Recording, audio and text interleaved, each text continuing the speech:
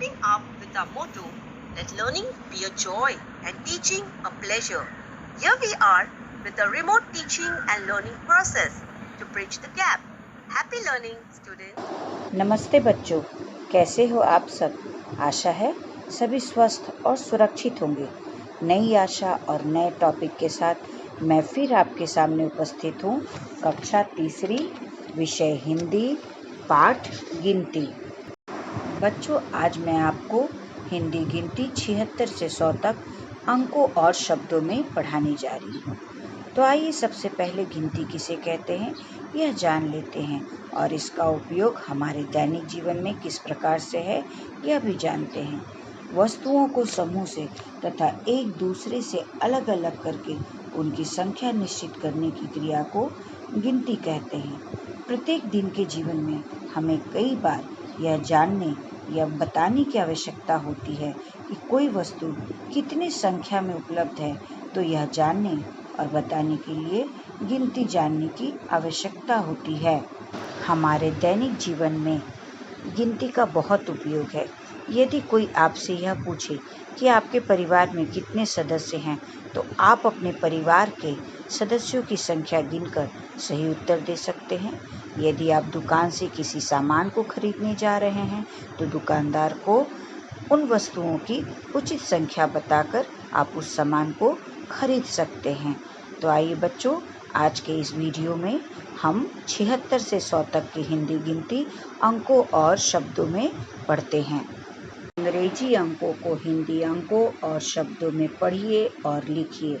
अंग्रेजी अंक, हिंदी अंक शब्दों में 76 76, 77 77, 78 78, 79 79, 80 80, 81 81, 82 82, 83 83, 84 84, 85 85, 86 86, 87 87, 88 88, 89 89, 90 90, 91 91, 92 92, 93 93, 94 94, 95 95, 96 96, 97 97, 98 98, 99 99,